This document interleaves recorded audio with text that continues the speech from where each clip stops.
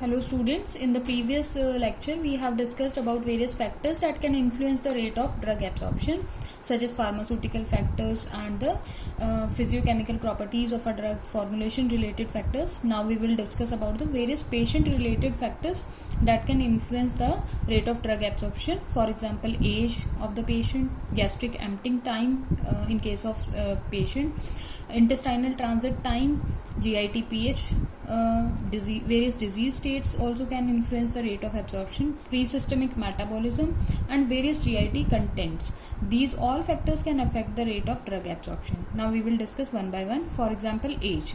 When we talk about the age, in case of children and infants, gastric pH is always high and the intestinal surface and the blood flow to the GIT is very low.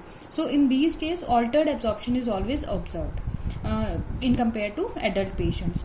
And also in elderly patients, altered GIT emptying rate, decreased intestinal surface area, decreased GIT blood flow, these also cause impaired drug absorption compared to the adults. So we have to always take care in case of children and elderly patients that there is always altered rate of absorption in these age groups of patients. Second is the gastric emptying time. Gastric emptying time is the passage of the drug from the stomach to the small intestine. Gastric emptying time is delayed when the drug is co-administered with the food. So these factors can directly influence the rate of drug absorption. Various other factors that can influence the rate of gastric emptying, that is the passage of the drug from the stomach to the small intestine, are volume of the meal. If you are taking high volume of meal, then gastric emptying time will always be delayed. If the composition, it also depends on the composition of meals also. For example, carbohydrates are easily absorbed, whereas fat is absorbed in very much time. Next is the physical state and the viscosity of the meal. Very low viscous meal will be easily absorbed, and the higher viscous meal will be absorbed in the much more time. Next is the temperature of the meal. If we will take very high low temperature or at a very high temperature, the meal that will be absorbed very slowly. Next is the body posture. If you are in a standing position, then the gastric emptying time will be faster. If you are lying on the bed, then the gastric emptying time will be slower. So next is the exercise. If you are going through very vigorous exercises, then the gastric emptying time will always be higher. Various disease states also alter the gastric emptying time. Next factor is intestinal transit. What is intestinal transit? Small intestine is the major site of absorption, site for the absorption of most of the drugs. So how much time the drug is residing in the intestine is the intestinal transit time. So long intestinal transit time is always desirable for complete drug absorption. In some wide delayed transit time is desirable. Few drugs that dissolve only in the intestine, and also the drugs are absorbed from the specific site in the intestine. There also we require delayed transit time. How the transit time can be altered? For example, laxatives, they always promote the rate of intestinal transit time, and the anticholinergic drugs always retard the gastric and intestinal transit, and which promote absorption of poorly soluble drugs. This is the case of drug example is profenthine.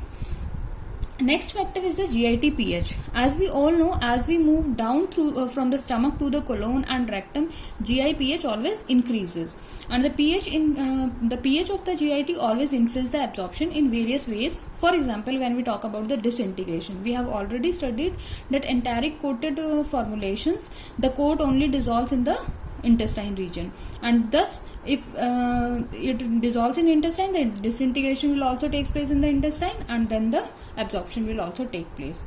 Now we will talk about the absorption. As we all know that the absorption of a drug depends on the drug pKa and whether it is present in acidic or basic drug, and the GIT pH always determines the amount of drug that will exist in the unionized form. And as I have already told that the unionized form of drug can only cross the intestinal membrane. So how much amount of the unionized drug is present, the absorption will be higher. Next is the stability of the drug. Various drugs are affected by the pH. For example, the acidic stomach pH always affects the or leads to the degradation of the penicillin drug, erythromycin drug. So these kind of drugs are always presented in the form of prodrugs so that the degradation can be avoided. Next is the various GIT diseases. Various GIT diseases such as celiac disease, Crohn's disease, these all lead to malabsorption, and also in certain cases when a patient goes to the GIT surgery, then also the delayed intestinal transit time is observed, and various serious cardiovascular diseases also affect the rate of drug absorption. So the dose of the drug is always decided on depending on the patient's health or what kind of diseases they are suffering from. Next, the next factor is pre-systemic metabolism. For a drug administration orally, the two main reasons for its decreased bioavailability are either its decreased absorption, and in the second case, if the absorption is if the absorption was taken place, then it can lead to first pass metabolism. The loss of the drug through biotransformation by such eliminating organs during its passage to the systemic circulation is known as first pass metabolism or pre-systemic metabolism. There are four primary systems which affect the pre-systemic metabolism of a drug, that is luminal enzymes, which are present in the luminal region of the GIT. Various enzymes are also present in the gut wall of the GIT. Various bacterial enzymes can affect, and the few hepatic enzymes. Next is the GIT contents. Next factor that affects the rate of absorption is GIT contents. For example, if the presence of food may either delay, reduce or increase the effect drug absorption. Second is the fluid volume. If the drug is taken with a large fluid volume, then there will be better dissolution and rapid gastric emptying and enhanced absorption. For example, erythromycin is always taken with large fluid volume. Next is the interaction of the drug with the normal GI contents. For example, the GIT contains mucin, bile salts and enzymes, which if the interaction of the drug with these normal constituents takes place, then it can also influence the drug absorption rate. Last factor is the drug-drug interactions in the GIT. For example, absorption of a drug can be affected by antidiarrheal preparations, as they contain adsorbents like choline, and which retard the absorption of the drugs co-administered with them. Next is the complexation. If some complex formation is taken place between the drug and some heavy metals, for example calcium, magnesium, then these complexes are in the form of unabsorbable form, and the absorption will be altered. Various physiological interactions can also take place. For example, example is decreased GI transit. Anticholinergic drugs can retard the GIT motility and promote the absorption of drugs like ranitidine. Next is the increased gastric emptying time.